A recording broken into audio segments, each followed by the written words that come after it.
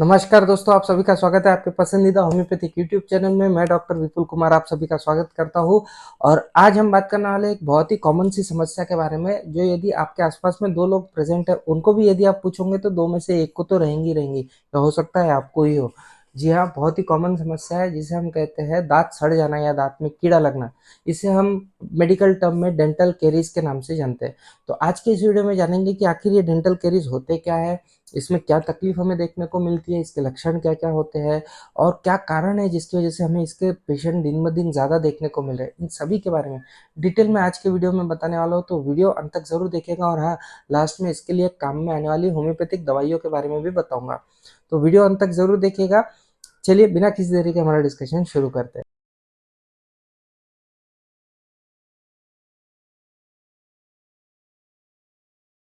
दोस्तों, आगे बढ़ने से पहले आप सभी से अनुरोध रहेगा कि यदि आप मेरा चैनल पहली बार देख रहे हैं तो प्लीज़ चैनल को सब्सक्राइब कर दीजिए और साथ ही साथ बेल आइकन का बटन दबा दीजिए, जिससे जब भी मैं कोई नया वीडियो अपलोड करूं तो उसकी नोटिफिकेशन आपको तुरंत मिल जाए। तो चलिए दोस्तों, बात करते हैं हमारे दांतों के अंदर कीड़ लगना को। अब इसी को, दांतों के अंदर जो कीड़ लगते हैं या दांत जो सड़ जाता है, इसी को हम वैज्ञानिक भाषा में कैरीज कहते हैं।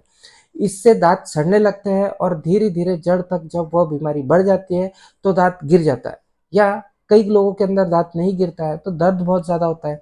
दर्द के कारण उसे वो दांत उखड़वाना पड़ता है। पूरे विश्व में लगभग 90% लोगों के दांत में हमें कीड़ा लगा हुआ देखने को मिलता है। 90%, बहुत बड़ा ये नंबर है। दांत में कीड़ा लगना एक असंक्रामक रोग है, यानी एक से दूसरे के अंदर हमें ये रोग होता हुआ देखने को नहीं मिलता है।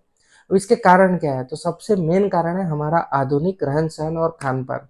बने बनाए टॉफीज चॉकलेट्स हम आए दिन खाते रहते हैं, किसी का बर्थडे है तो केक ले लेते हैं, तरह तरह के पैकेज फूड्स हम खाते हैं, डब्बे में जो पैक्ड होते हैं, प्री पैक्ड फूड होते हैं, इनके अंदर बहुत सारे केमिकल्स होते हैं, जिससे दांतों के अंदर हमें विपरीत परिणाम देखने को मिलते हैं। इसके अलावा हम बहुत ज़्यादा कार्बोहाइड्रेट खाते हैं, साथ ही साथ ताज़े रेशेदार और सख्त भोज्य पदार्थों का भोजन में बिल्कुल प्रयोग नहीं करते, जिसकी वजह से हमारे दांतों के अंदर कीड़ लगने के लिए ये सभी कारण हमें पर्याप्त देखने को मिलते हैं। ये सभी रीज़न है।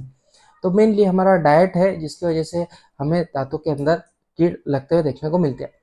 होता यह है कि जब भी हम कुछ खाते हैं तो हमारे दांतों के ऊपर एक मुलायम सी परत जमा हो जाती है। इस परत के अंदर कई सारे जीवाणु हमें देखने को मिलते हैं।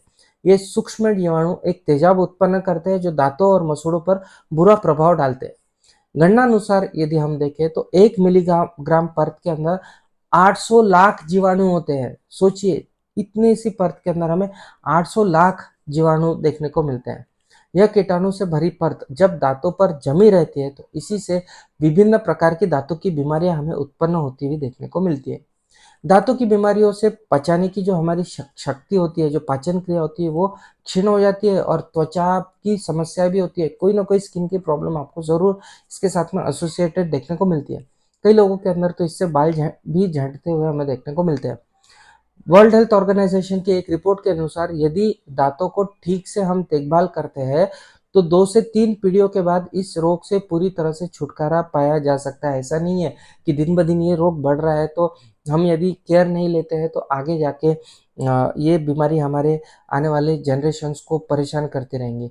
आपको 2-3 पीढ़ियों तक यदि प्रॉपर इसका हम केयर करते हैं तो इस बीमारी से हम छुटकारा भी पा सकते हैं। इस बीमारी का इलाज ही है दांतों की ठीक से नियमित सफाई। कुछ भी नहीं करना है आपको। बहुत ज़्यादा मंजन या पेस्ट मुंह में लगाने से ये बीमारी ठीक हो जाएंगी, ऐसा भी कई लोग मानते हैं, लेकिन ऐसा भी नहीं है।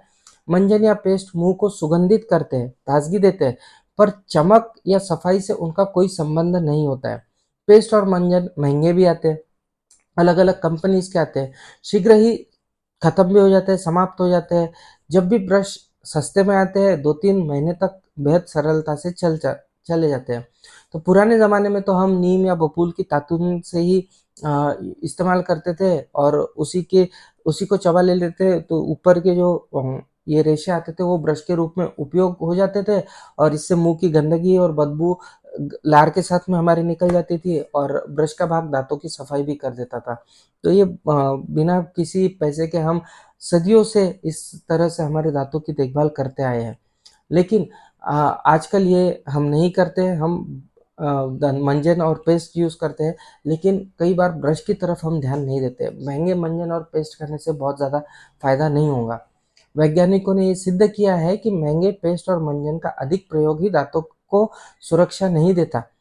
पेस्ट या मंजन सस्ता हो या महँगा इससे फ़र्क नहीं पड़ता, मुँह में ताज़गी तो उससे आएँगी, लेकिन ढेर सारा बहुत ज़्यादा पेस्ट लगाएँगे या बहुत ज़्यादा मंजन लगाने से हमें हमारे मुँह के दाँतों की समस्या से आराम मिल जाएगा, ऐसा बिल्कुल भी नहीं है।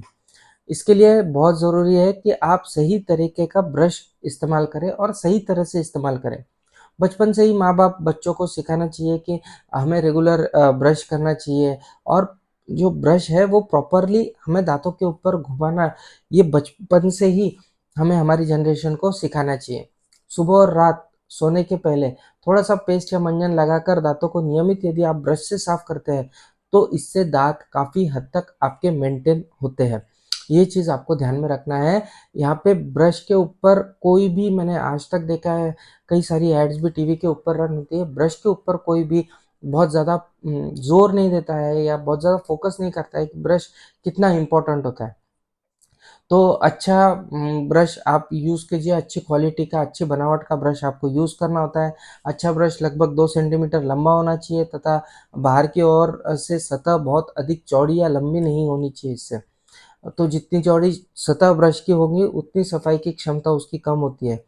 बहुत ज़्यादा मुलायम ब्रश की भी कोई ज़रूरत नहीं है, वो भी बेकार होते हैं और बहुत ज़्यादा कड़ा ब्रश यदि आप यूज़ करते हैं, तो वो आपके मसूड़ों को नुकसान पहुँचाता है। तो आप ठीक तरह से आप जजमेंट लीजिए कि आपको कैसा ब्रश चाहिए और उस तरह का ब्रश आप रेगुलरली मंजन या पेस्ट के साथ में थोड़ा-सा ही मंजन या थोड़ा-सा ही पेस्ट लिया तो भी काफ़ी है। एक चीज़ और ध्यान में रखना है कि ब्रश के ऊपर जो बाल होते हैं, वो भी बहुत ज़्यादा पास-पास में नहीं होने चाहिए, दूर-दूर होने चाहिए।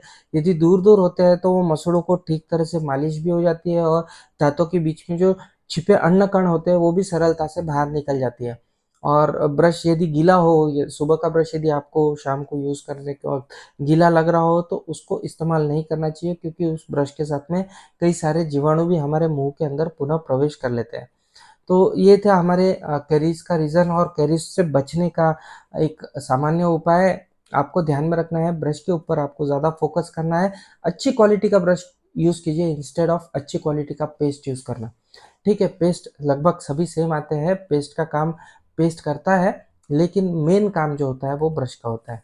अब इसके लिए होम्योपैथी में कौन-कौन सी दवाई आती है, यदि बार-बार डेंटल कैरीज़ हो रही है या दाँतों की बहुत ज़्यादा समस्या हो रही है, तो एक ही दवा है होम्योपैथी में जो डेंटल कैरीज़ के लिए काफ़ी कारगर साबित हुई है और जिससे ये माना जाता है कि यदि कैरीज़ हुई है तो वो आगे नहीं बढ़ेंगी, प्रिवेंटिव के फॉर्म में यूज़ होंगी।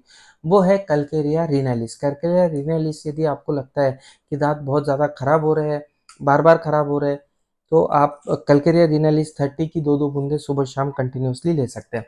कई लोगों को ये समस्या हो जाती है, दाँतों के अंदर कीड़ लग जाती है और दर्द शुरू हो जाता है या बहुत ज़्यादा कमज़ोर दाँत हो जाते हैं, तो ऐसे लोगों को लोकली आप अप्लाई करने के लिए दे सकते हैं प्लांटागो मेजर नाम का मदर टिंचर। प्लांटाको मेजर क्यू नाम से ये मदर टिंचर आता है। ये मदर टिंचर के आपको 10-15 बूँदे आपको कॉटन पे लेना है और वो कॉटन जहाँ पे वो कैरीज़ है या जहाँ पे दाँत के अंदर गड़बड़ है वहाँ पे दबा लेना है। तो इसके नियमित दिन में 2-3 बार इस्तेमाल करने से भी आपको बहुत ज़्यादा फ़ायदा डेंटल कैरीज़ के अंदर होता हुआ देखने को मिलता है। तो ये वो 2 दवाइयाँ हैं जो होम्योपैथी के अंदर दाँतों की सड़न के लिए बहुत ज़्यादा कारगर साबित हुई है। तो ये था आज का हमारा टॉपिक, डेंटल कैरीज़ या दाँतों के कीड़ के बारे में। आशा करता हूँ ये जो टॉपिक था थोड़ा-सा हटके था, आप सभी को पसंद आया होगा। मैंने जो बातें बताई वो आपकी समझ में आई होंगी। यदि अच्छा लगा है तो प्लीज़ सब्सक्राइब कीजिए, लाइक कीजिए वीडियो को और शेयर कीजिए। ज़्यादा से ज़्यादा लोगों को बताइए, इस वीडियो को बताइए, जिससे वो भी इस नॉलेज का फ़ायदा ले सकें। तो चलिए मिलते हैं अगले वीडियो में इसी तरह का कोई इंटरेस्टिंग सा टॉपिक लेके आपके सामने फिर से हाज़िर होऊँगा। तब तक के लिए आप सभी की इजाज़त चाहता हूँ। जय हिंद, जय भारत।